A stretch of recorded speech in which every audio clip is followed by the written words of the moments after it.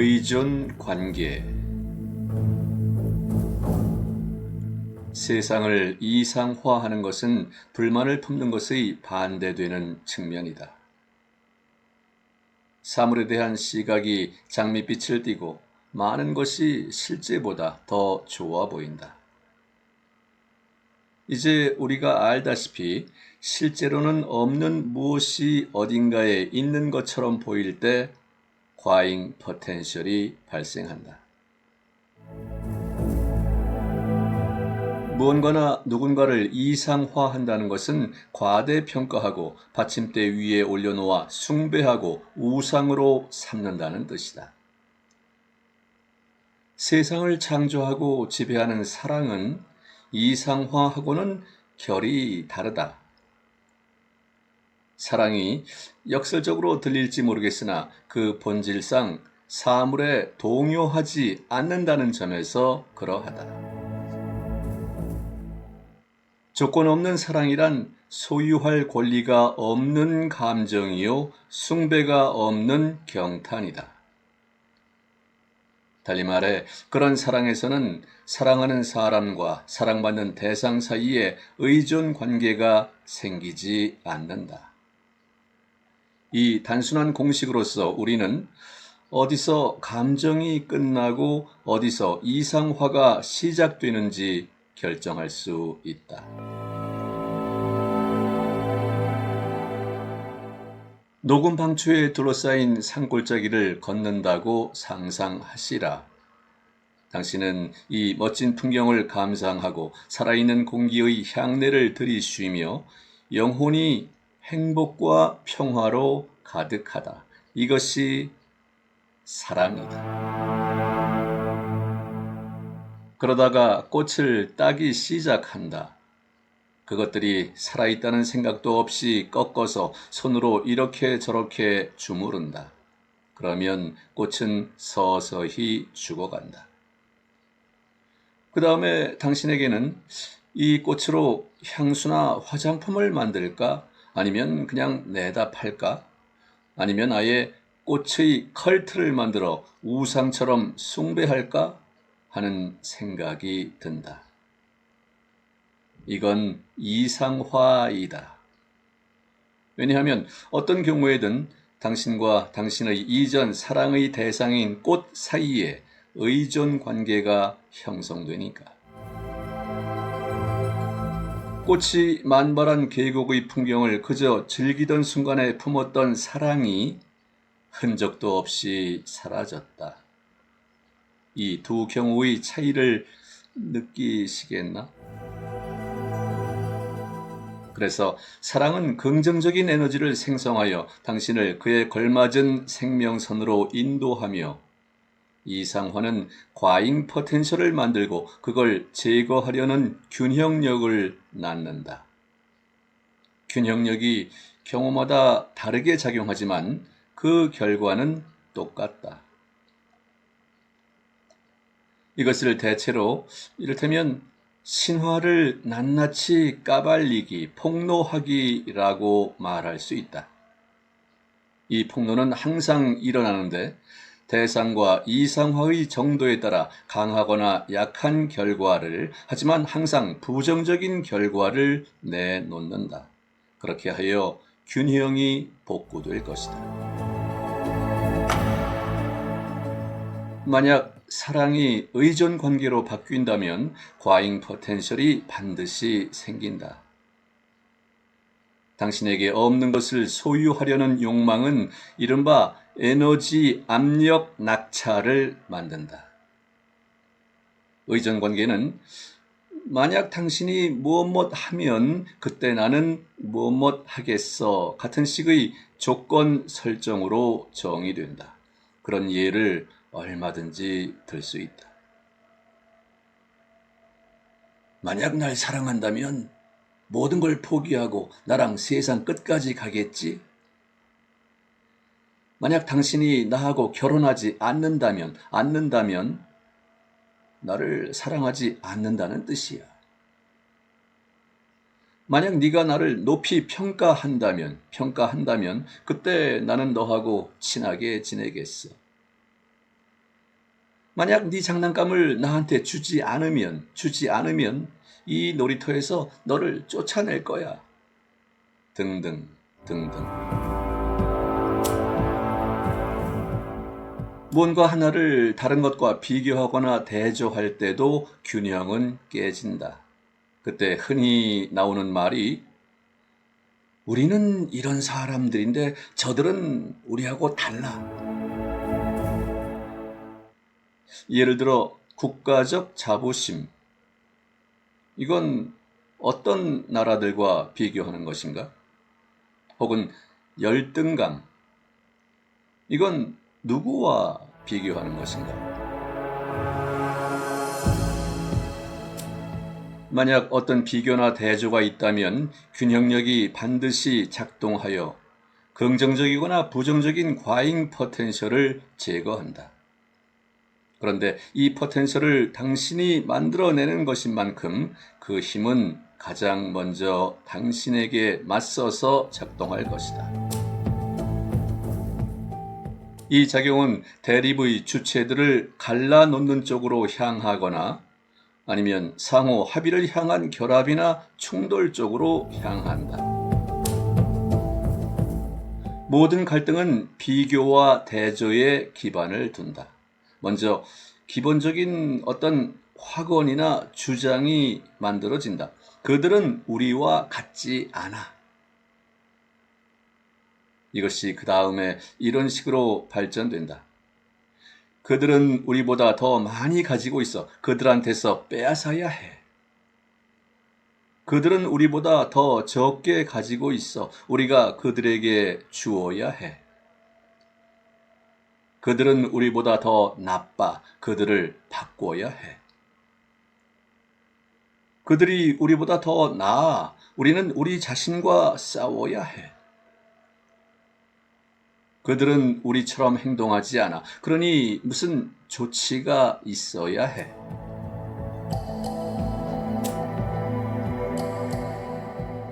여러 형태의 이런 비교가 개인적으로 불편한 심기에서부터 전쟁이나 혁명에 이르기까지 다양한 갈등을 초래한다. 이렇게 발생한 대립을 균형력은 화해나 대결을 통해 제거하려고 애쓴다.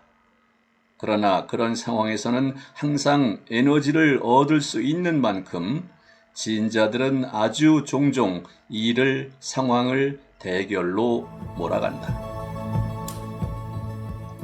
이상화와 그 후과의 몇몇 사례를 살펴보자. 이상화와 과대평가. 과대평가는 누군가에게 실제로 없는 특질을 그에게 부여하는 것이다. 정신 수준에서 이건 해롭지 않은 듯 보이는 환상의 형태로 나타난다. 그러나 에너지 수준에서 이건 과잉 포텐셜이다. 어떤 양이나 질의 낙차가 차이가 있는 곳이면 어디서나 포텐셜이 만들어진다. 과대평가란 실제로는 없는 어떤 특질들을 집중시키고 생각으로서 모델로 삼는 것이다. 여기에 두 가지 옵션이 있다. 첫 번째 옵션 혹은 버전은 공간이 채워질 때이다. 즉 자신의 것이 아닌 특질을 부여받은 구체적인 사람이 나오게 마련이다. 이 불균형을 해소하기 위해 균형력은 맞버티는 평형추를 만들어야 한다. 예를 들어 낭만적이고 몽상적인 청년은 자기가 사랑하는 연인을 이른바 순수한 아름다움의 화신으로 상상한다. 그런데 조금씩 알고 보니 그녀는 완전히 세속적인 사람이며 노는 재미에 젖어서 사랑에 빠진 청년의 비극적인 꿈에 전혀 어울리지 않는다. 어떤 경우에든 사람이 스스로 우상을 만들어 대좌 위에 올려놓을 때 그 신화는 조만간 해체되고 만다. 이와 관련해 카를 메이에 관한 이야기가 주목할 만하다. 그는 아메리카 서부 개척 시대 혹은 야생의 서부에 관한 소설을 여러 편 썼는데 다 큰 인기를 끌었다.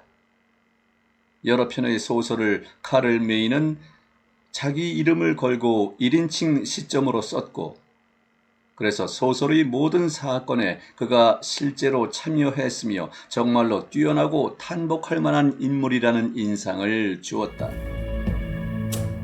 카를 메이의 작품들은 묘사가 하도 생생하고 다채로워서 그 여러 사건에 실제로 참여한 사람만이 쓸 수 있다는 착각마저 불러일으킨다. 그의 책들을 읽으면 마치 영화를 보는 것 같다. 게다가 줄거리도 몹시 흥미로워서 그를 독일의 뒤마라고 불렀을 정도이다. 그런데 그는 1842년 작센 왕국의 에른슈탈에서 태어난 독일 작가이다.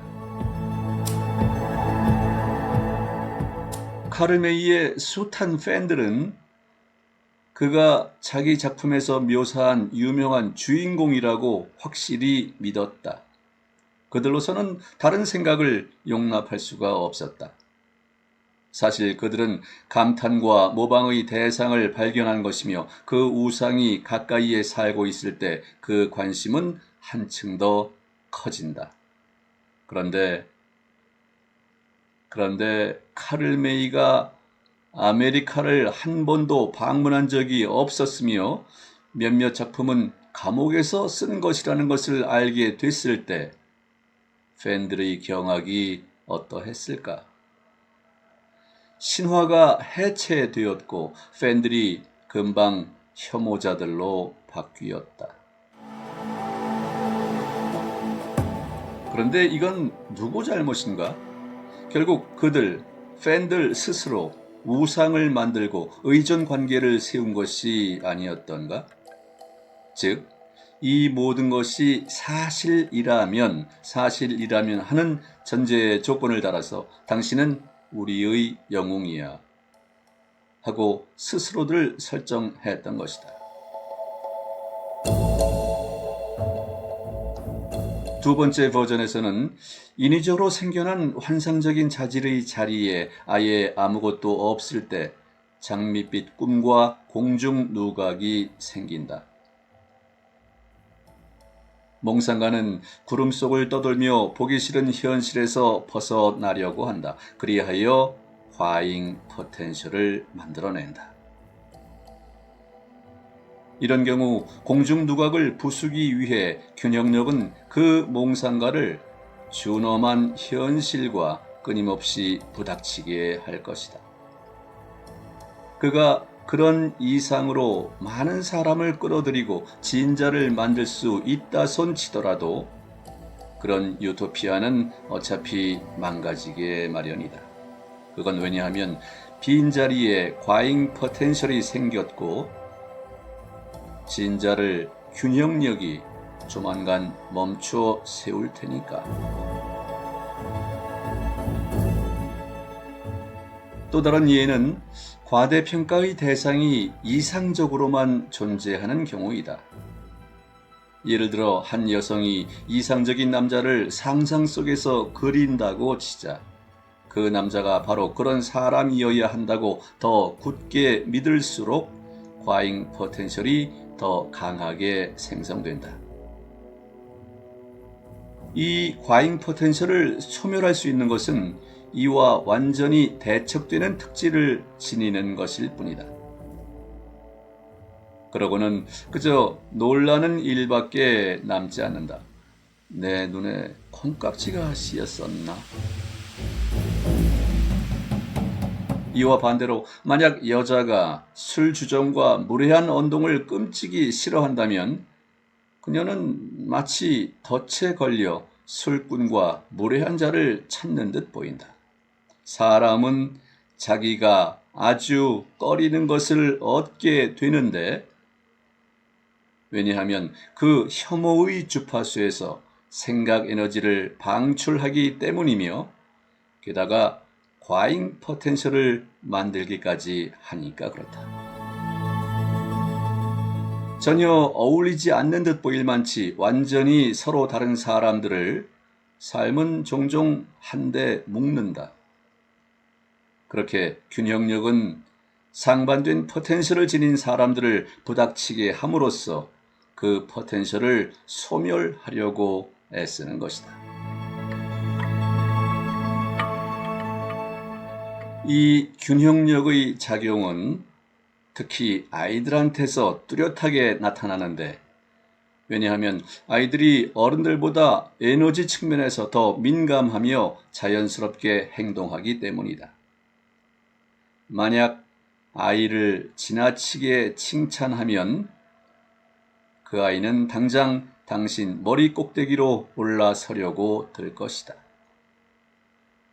또 만약 당신이 아이의 비위를 맞추려 든다면 그 아이는 당신을 경멸하거나 적어도 존중하지는 않을 것이 분명하다. 만약 당신이 아이를 예의 바른 사람으로 만들려고 기를 쓴다면 그 아이는 분명 거리의 불량배들과 어울리게 될 것이다. 만약 아이를 신동으로 만들려고 든다면 아이는 학업의 흥미를 다 잃고 말 것이다. 그리고 온갖 동아리와 학원에 아이를 더 많이 맡길수록 그 아이가 회색 인격체로 성장할 가능성은 더 커진다. 과잉 포텐셜을 만들어내지 않으면서 아이들을 양육하고 상대하는 최상의 원칙은 아이를 손님처럼 대하는 것이다. 즉, 관심과 존중과 선택의 자유를 주되 머리 꼭대기에 올라앉게 해서는 안 된다.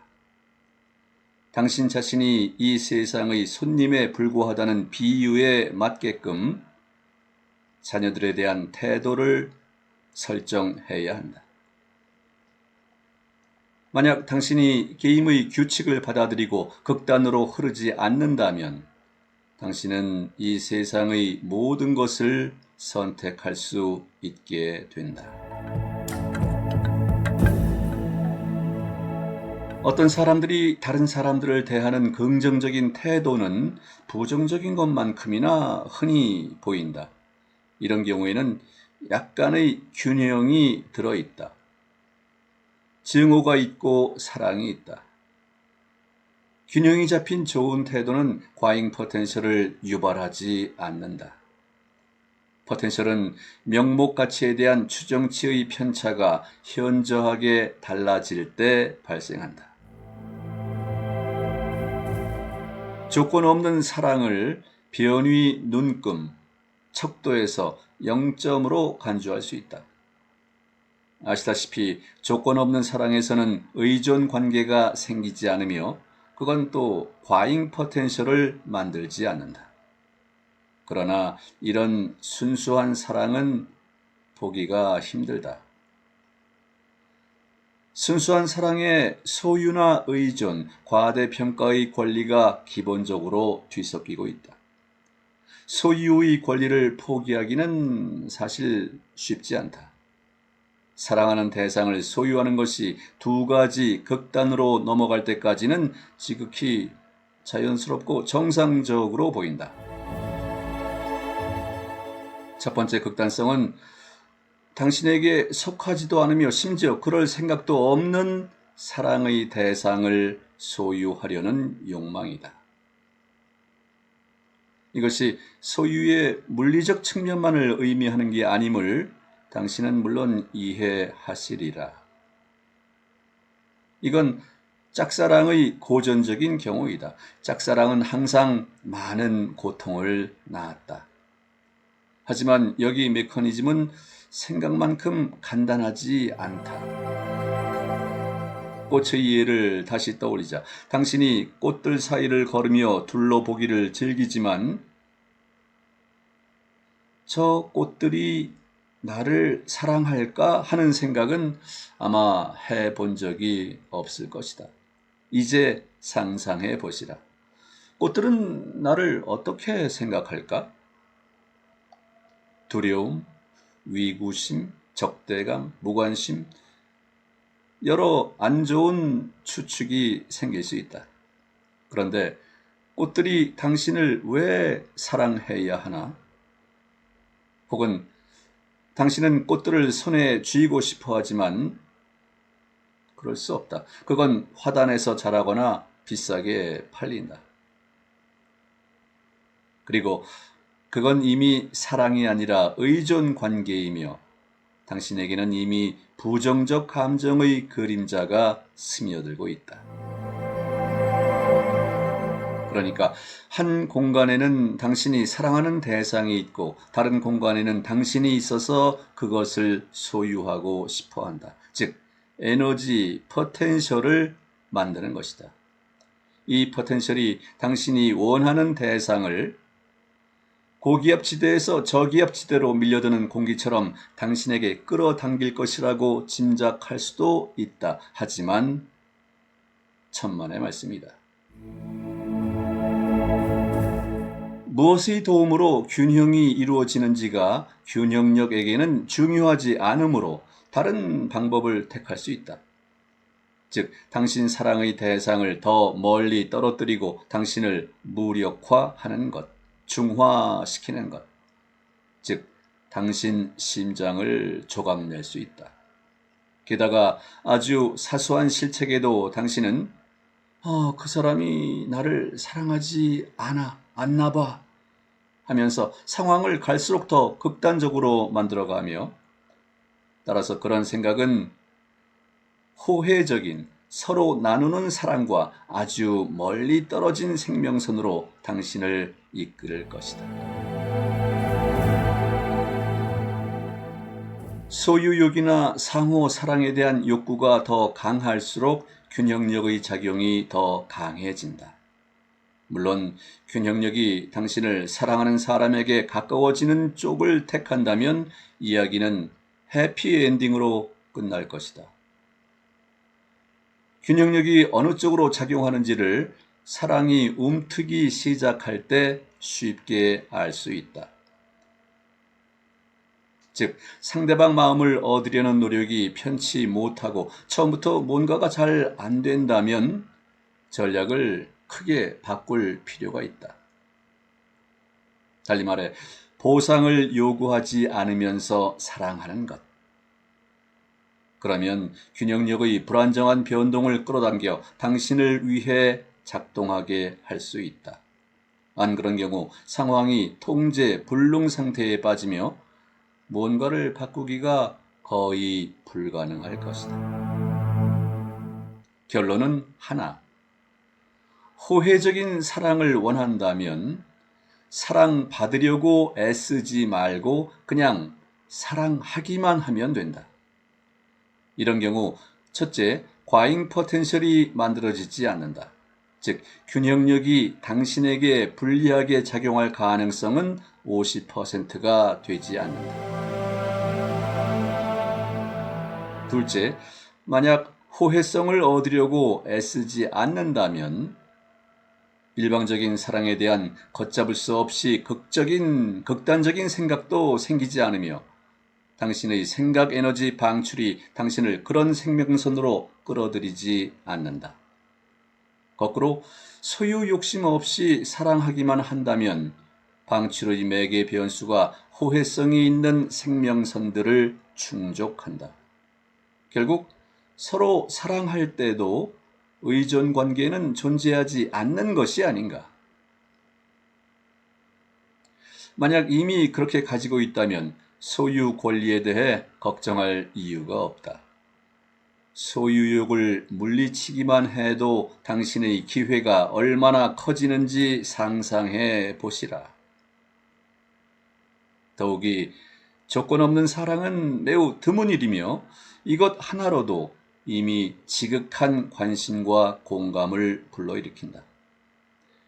만약 누군가가 아무것도 요구하지 않으면서 당신을 사랑한다면 당신도 기쁘지 않겠는가. 소유욕의 두 번째 극단은 물론 질투이다. 이 경우에도 균형력에는 두 가지 작용 버전이 있다. 만약 사랑하는 대상이 이미 당신에게 속한다면 첫 번째 작용은 당신들을 한층 더 가깝게 만든다. 사실 어떤 사람들은 상대방의 질투를 은근히 즐기기도 한다. 그러나 균형력의 다른 작용 버전은 질투를 유발한 것, 즉 사랑을 파괴하는 것이다. 이때 질투가 강할수록 사랑의 무덤이 더 깊어진다. 이건 생화의 꽃내음을 즐기는 것에서 향수 생산으로 전환하는 것과 비슷하다. 지금까지 한 얘기는 남자와 여자에게 다 똑같이 적용된다. 그러나 이게 끝이 아니다. 트랜서핑의 다른 개념들을 알아볼 때 이 문제로 다시 돌아올 것이다. 이렇게 모든 것이 간단하면서도 동시에 복잡하다. 복잡한 까닭은 사랑에 빠진 사람은 건강한 판단력을 잃고 이런 권고가 아마도 그에게는 무용지물이 될 것이기 때문이다. 설령 그렇다고 하더라도 나는 실망하지 않을 것이다. 왜냐하면 여러분한테서 감사받을 욕심을 포기했으니까.